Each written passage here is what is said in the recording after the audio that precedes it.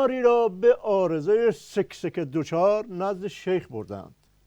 شیخ که راه کار ترساندن بیمار را در سر می‌پروراند، مخفیانه به مریدان گفت که دشنه به دست هیاهو کنان جلو بیمار بپرند و نعره همی سر دهند. چنین بکردند و بیمار معجزه آسا از سکسکه خلاص شد. مریدان یا شیخ گویان صحنه را ترک کردند، اما بیمار هنگام ترسیدن دچار سکته قلبی و مغزی شد و زهره اش بترکید و از شدت نعره ها گوشهایش نیز کر شد. خلاصه ضایع شد و به فنا رفت. نه که دیگه بسیجی دهن گشادن فهمید که تو داری افه مبارزه با فساد تو نظامو میگی که واسه سفیدسازی رئیسی و حل و فصل صادق ریزه لاریجانی بود، ولی رو سر نظام خراب شد همش. از توش تبری و منصوری بیسیت دیگه شکلی در من یکی از یکی ضایع‌تر همه بدتر. فهمیدن که نظام دیگه مانورم نمیتونه بده، افش هم نمیتونه بیاد. تا این مانور هیچی گیر اون نعمت که هیچ، کلی هم قیمت دادیم. انگار با بدبختی دنده عقب ترلی 18 چرخو بچپونی توی باطلاقی که دیگه توش نتونی در بیاد. تبعاتش هم همین داستانه تبری و منصوری و اینا بود که خیلی ضایع شد. آره ظاهرش این شد که کشید به پرتاب ملکوتی منصوری، ولی راستیاتش اینه که انگار خود عظما رو پرت کرده باشی کف آسفالت. مرحوم ابوی همیشه میفرمودن بزن بهادر، عرض میکردم بله، میفرمودن همسایه ها به مشنگه گفتن دیشب چه خبر بود، از خونتون خیلی سر صدا میومد. گفت با داعش هم دعوام شده بود، پالتو ما بالا تراس انداخت پایین تو حیاط. گفتم پالتو که اینقدر صدا نمیده. گفت آخه موقعی که انداخت خودم پوشیده بودمش. آیا دکتر میگن حاجی منصوری جعبه سیاه فساد تو قوه قضاییه بوده؟ البته با یه تفاوتایی، همه جا اول سقوط اتفاق میفته، بعد جعبه سیاه میشه موضوع اخبار. این یکی جعبه سیاه اول رفت تو اخبار، بعد سقوطش اتفاق افتاد.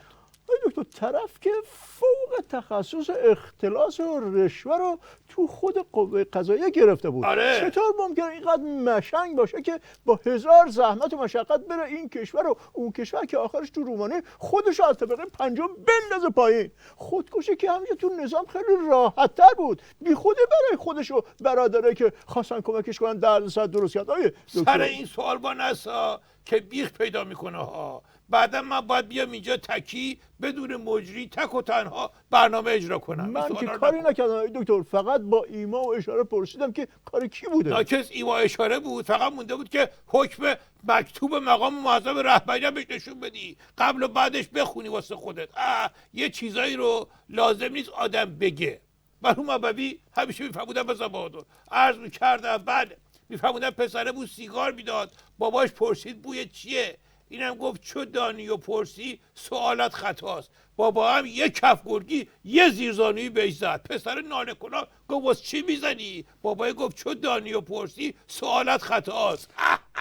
سب کن اینم بذارم تا بهت بگم چو دانی و پرسی سوالت خطاست. از اون جهت میگه آی دکتر ممنونم، ضربه زدین ولی نجات هم دادین. آره من دیگه ولی خب بابت همون چند کلمه هم که قبل از کشیدن زیپ گفتی ها، فعلا برای احتیاط یه مدتی دوره بر ساختمونهای بلند و تراسدار و اینا نچرخ. آیا دکتر یه بسیجی سوال فرستاده ولی گفته به شرطی بخونم که ناشناس بمونه که شما حسابشو نرسید. ناکس فواید ناشناس موندن رو از خودم شنیده، حالا داره خرج خودم میکنه. مرحوم ابوی همیشه میفرمودن بزن بهادر، عرض میکردم بله، میفرمودن یارو با همکلاسیش گفتش که رئیس این دانشگاه خیلی آدم مزخرفیه. همکلاسی گفت میدونی من کیم؟ طرف گفت نه. گفت من پسر همین رئیس دانشگاهم. اینم گفت تو میدونی من کیم؟ پسره گفت نه. گفت خدا رو شکر ده فرار. روشن شد یا بذارم که تو هم فرار کنی؟ دکتر به هر حال سوال بسیجی فراری رو بخونم. نوشتم اگه سلطان سکو یا چند تا این سلاطین ارز و اینا رو اعدام نکردن، پس چرا دوباره دلار شد 20,000 تومان، سکه شد 8 میلیون تومان؟ اولا باید دو پرس مغز خلق برده باشه این بسیجی که فکر کنه دنبال اعدام مجرم بودن. دوما اونا چه ربطی داشتن دلار و سکه که از جای دیگه داره گرون میشه که؟ مرحوم ابوی همیشه میفرمودن بزن بهادر، عرض میکردم بله، میفرمودن که طرف پول برق رو نداده بود، اومدن گازش رو قطع کردن. گفت چرا گازو قطع کردید؟ مامور گفتش که آخه کمرم درد میکنه نمیتونستم از تیر برق برم بالا. آقای دکتر یعنی زورشون نمیرسه؟ از چی؟ دارم همینو میگم دیگه. میخوام بگم اینجا یه روز میشه دلار که 7 جد اینا زورشون بهش نمیرسه. مشنگه بردن آفریقا، یه تمثال نشونش دادن، گفتن که شما تو کشورتون به این چی بگی؟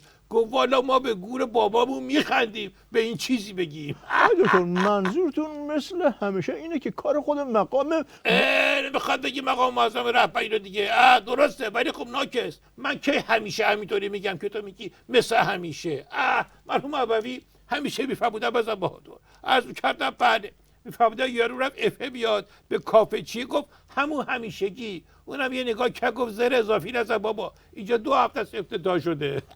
دکتر سال بعدی این کشتیایی که فرستادیم ونزوئلا مشکل اقتصادی حل نکرد؟ تو ادا در میاری راساسی تنق برده به سلامی که از این سوالای مشنگی میپرسی. با 4 تا کشتی به ونزوئلا میخواستی تحریما حل و فصل بشه، یا با فرستادن هندونه به ترکیه، یا اینکه اون همتی مشنگ بره عراق برق بده جنس بگیره ارواح عمش.